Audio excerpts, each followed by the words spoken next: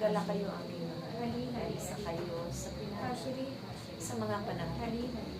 Gaano man ang inyong mga kahirapang pinagdadaanan, pagsubok man o sa na pinahintulutan ng Diyos sa araw-araw na inyong tunay na ito'y kanyang pinagagaan sa pamamagitan ng kanyang mga pangalan at presensya, pangunguna at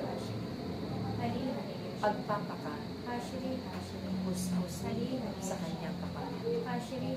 Kayo'y pinupuno ng Diyos ang kapayapaan, ang kagalakan, upang danasin na ninyo ang samot-saring mga siluhan. Kayo'y may ngiti pa rin na maipapakita sa inyong mga kapwa, higit sa Diyos na makapangyarihan.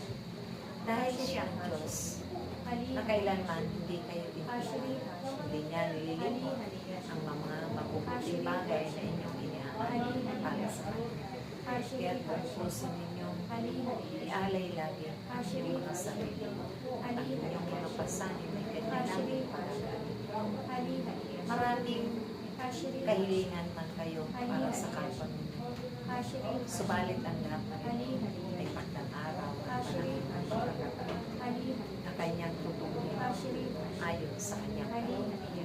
Kaya't sa pagsunod ninyo sa kanyang kalooban, tunay na naramihan lagi ang inyong mga kagalakan, ang inyong kababaan at kalooban. Dahil pinapawi ng Diyos ang mga kalungkutan, ang mga hirap ng inyong kalooban sa pamamagitan ng pakikipagtipan ninyo at pagdalo sa kanyang kamay. Tunay na kayo man ay hindi niya iiwan. Kaya panatilihin ninyo pananatili sa piling.